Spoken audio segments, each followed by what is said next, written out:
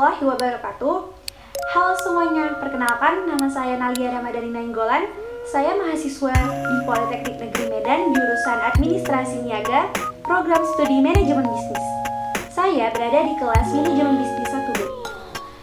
Di video ini, saya akan membahas mengenai jenis-jenis elastisitas permintaan dan penawaran. Setelah saya akan menerangkan terlebih dahulu apa itu elastisitas. Elastisitas adalah sebuah ukuran seberapa besar derajat kepekaan permintaan terhadap perubahan harga, atau bisa juga dikatakan pengaruh perubahan harga terhadap jumlah barang yang diminta atau yang ditawarkan.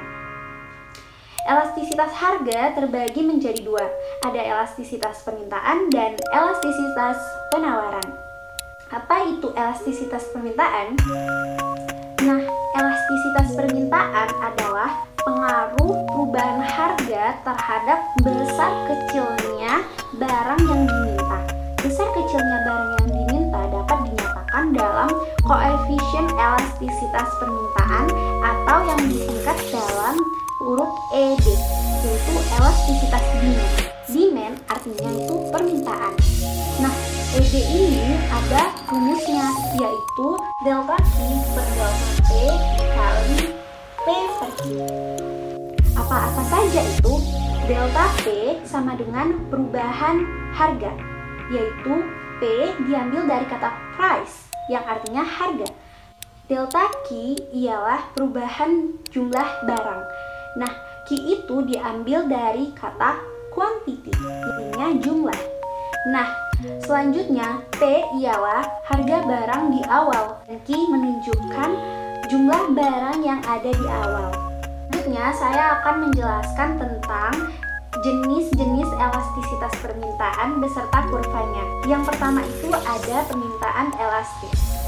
Permintaan elastis itu bisa dikatakan ketika ED lebih besar dari 1. Permintaan elastis ini terjadi ketika persentase perubahan jumlah barang yang diminta lebih besar dari persentase perubahan harganya. Nah, kurvanya itu berbentuk landai. Nah, contoh barang dari permintaan elastis ini biasanya terdapat pada barang-barang yang mewah. Kita bayangkan ketika terjadi diskon pada barang yang mewah, pasti banyak orang-orang yang pergi ke sana untuk membeli. Maka terjadilah jumlah barang yang diminta meningkat, sedangkan pada saat diskon harga barangnya itu menurun. Nah, itu dia tadi contoh dari permintaan elastis. Contoh barang dari permintaan elastis juga bisa pada barang-barang yang memiliki barang substitusi atau barang pengganti. Jadi ketika barang tersebut naik harganya, orang-orang akan menurun permintaan terhadap barang itu. Orang-orang akan cenderung memilih barang yang memiliki fungsi yang sama dengan harga yang mungkin lebih di bawah dari harga barang sebelumnya. Yang kedua, ada permintaan inelastis, atau bisa dibilang ED lebih kecil dari 1. Permintaan inelastis ini terjadi ketika persentase dari perubahan jumlah barang yang diminta itu lebih kecil dari persentase perubahan harganya. Kurvanya itu berbentuk curam, seperti ini. Yang ketiga itu ada permintaan elastis uniter. Permintaan elastis uniter memiliki ED sama dengan 1. Maksudnya ketika persentase perubahan jumlah barang yang diminta sama dengan persentase perubahan dari harganya.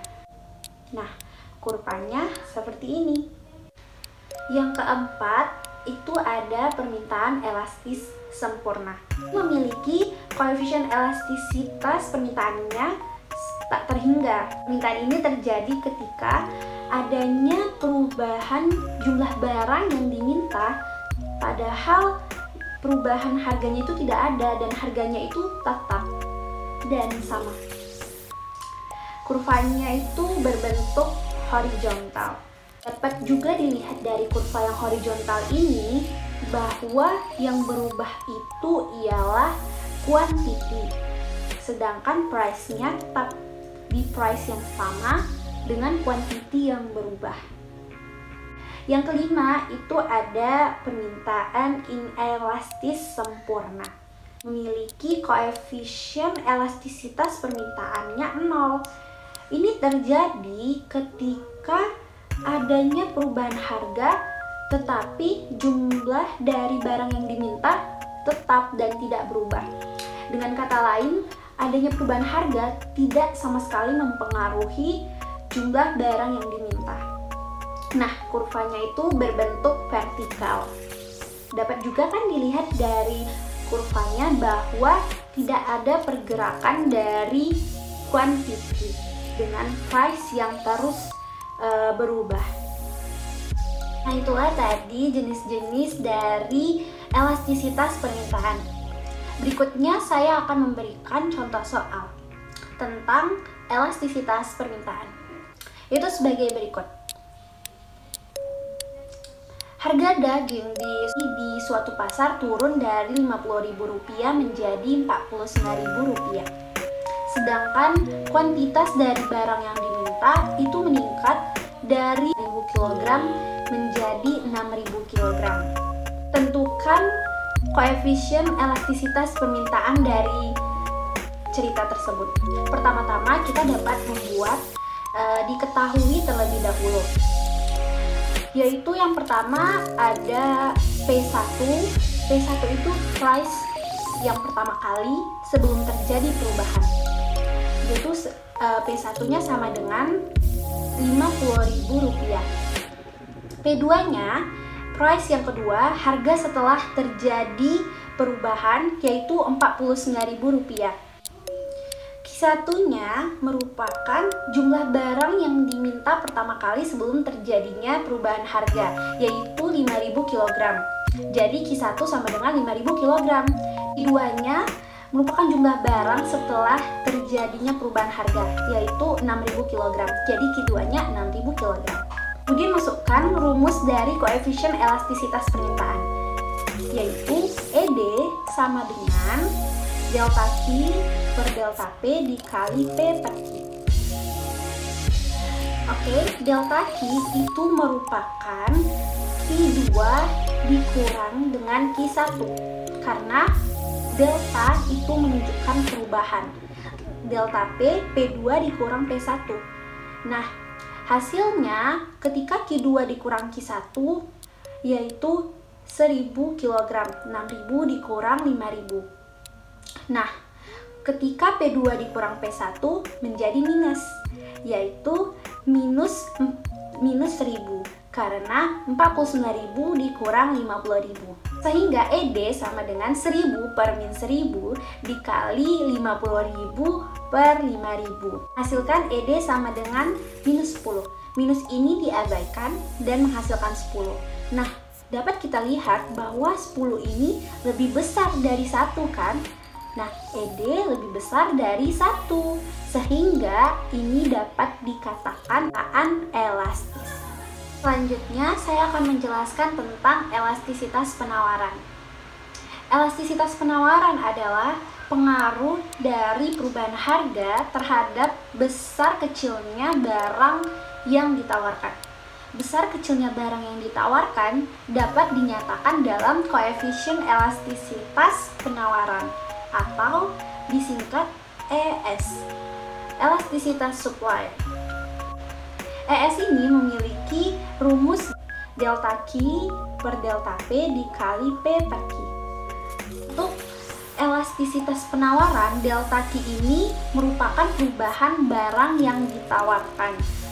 Delta P perubahan harga yang terjadi, sedangkan P itu merupakan harga di awal dan Q merupakan jumlah barang yang pertama kali ditawarkan. Nah, selanjutnya saya akan menjelaskan jenis-jenis dari elastisitas penawaran. Yang pertama itu ada penawaran elastis. ES-nya lebih besar dari 1. Ini terjadi ketika persentase perubahan jumlah barang yang ditawarkan lebih besar dari persentase perubahan harganya. Untuk grafik penawaran elastis itu seperti ini. Nah, grafiknya ini melandai. Yang kedua itu ada penawaran inelastis. Penawaran inelastis itu ES-nya lebih kecil dari 1. Ini terjadi ketika persentase perubahan jumlah barang yang ditawarkan lebih kecil dari persentase perubahan harganya. Untuk grafiknya sendiri itu berbentuk curam seperti ini.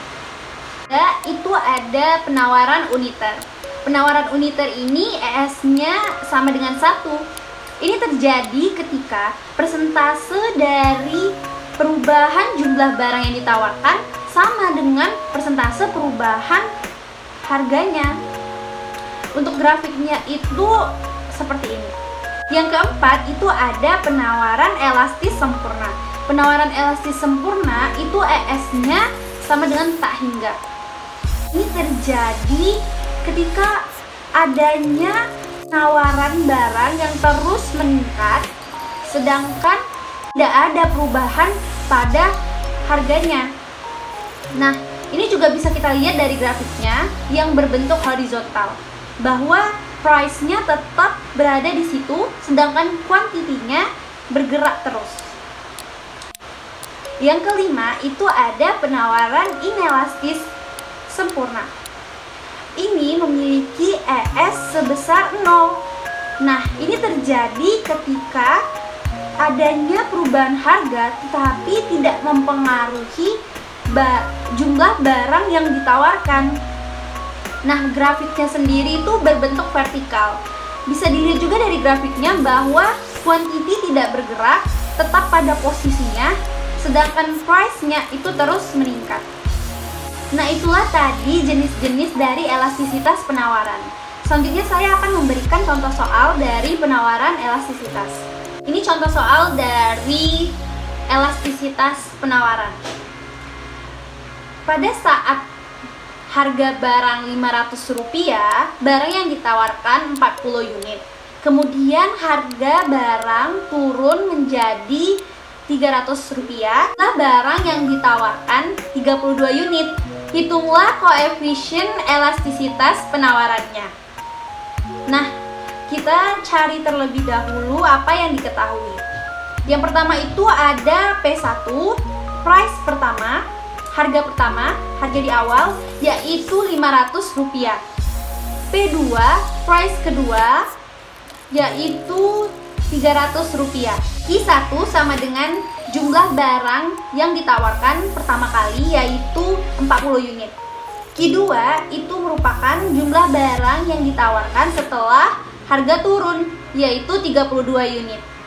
Nah, cara jawabnya, kita telah mengetahui bahwa rumus elastisitas penawaran ialah ES sama dengan delta Q per delta P dikali P per Q. Nah, masukkanlah angka-angkanya. Delta P itu merupakan P2 dikurang P1. Delta Q itu Q2 dikurang Q1.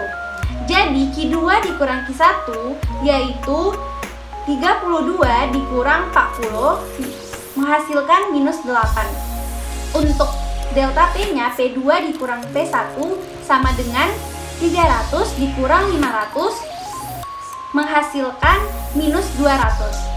Nah, jadi minus 8 dibagi dengan minus 200 dikali dengan 500 dibagi dengan 40 unit.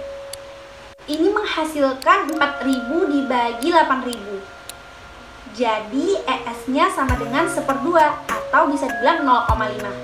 0,5 ini ternyata lebih kecil dari 1, sehingga elastisitas penawaran ini dapat dikatakan penawaran inelastis.